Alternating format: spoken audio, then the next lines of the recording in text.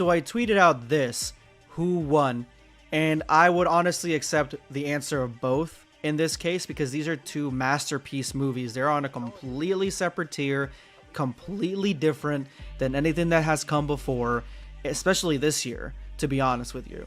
They are just such great movies and they deserve their own spot. They are amazing, but they are just so close to each other and they're not exactly connected, but look at these posters, like even the colors are kind of similar. It's just they're not connected, but they are, they are pretty close by, and they're both, in my opinion, two masterpiece movies.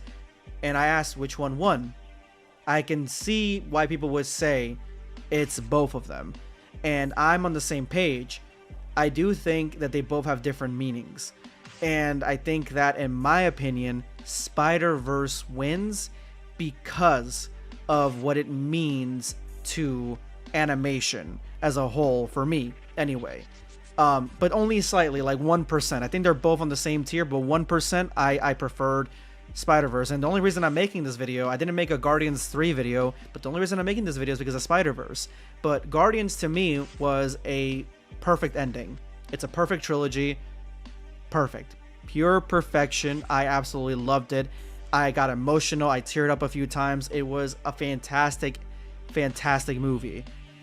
Couple is an MCU movie. And even though MCU has had a rough run the last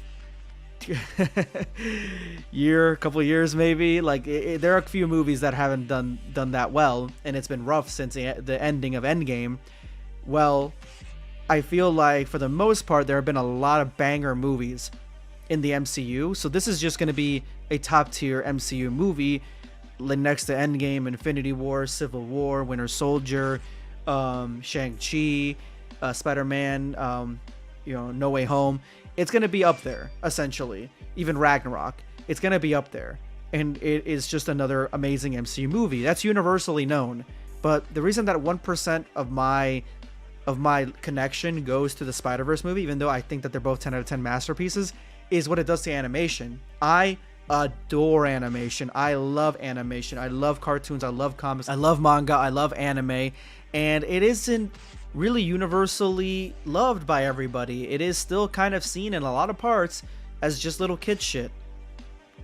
It's true. It's seen as little kid shit, and I cannot stand that because there's so many animations out there at this point, and you would think there are that are masterpieces, but it's still not being seen like that. And so with Mario breaking records and dethroning Frozen, and now Into the Spider-Verse essentially coming up and almost doing the exact same thing, it's been a great year. It's been a great 6 months for animation. I mean, look at Puss in Boots. That was one of my favorite movies of all time. That might have been my favorite movie last year, to be honest with you. And Multiverse of Madness came out last year.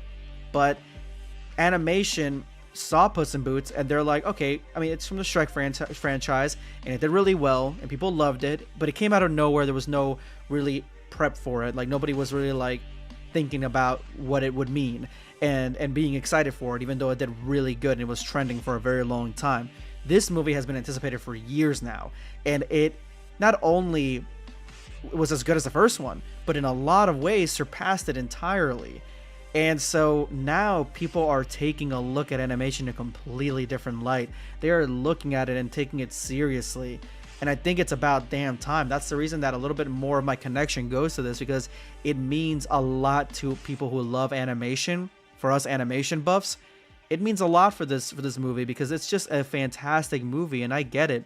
It is a middle movie, and spoiler warning, you probably shouldn't be watching this video if you haven't seen the movie yet. But I'm going to say it ends on a cliffhanger. I haven't seen a cliffhanger that got me this hooked since Matrix 2. Matrix Reloaded. So the fact that this was able to pull me like that, and the fact that they were brave enough to do a cliffhanger, it speaks volumes to me. This world, I love this world. I want to see more of this world. I want more spin-offs. I would love an entire Spider-Punk movie, because I think he was my favorite new character. You know, I don't think he was my favorite new character in this movie. He was fantastic. The animation was masterful. The best looking animated movie I've ever seen, with colors and styles. My favorite superhero finally gets the love he deserves. And I know that we get as many Spider-Man movies as Batman movies, but still, I feel like people are still like, oh, I don't know about Spider-Man. I mean, Amazing Spider-Man wasn't that great for the most part for a lot of aspects. People still rant on Tom Holland, but I think everybody is universal on the fact that Miles Morales is Spider-Man. And Into the Spider-Verse, Across the Spider-Verse, those are the goated movies right there. Those are the movies, those are the legends that we will be talking about for years to come. This movie was amazing. I love Guardians. I really fucking do. And it's number one when it comes to my number one non-animated movie of this year.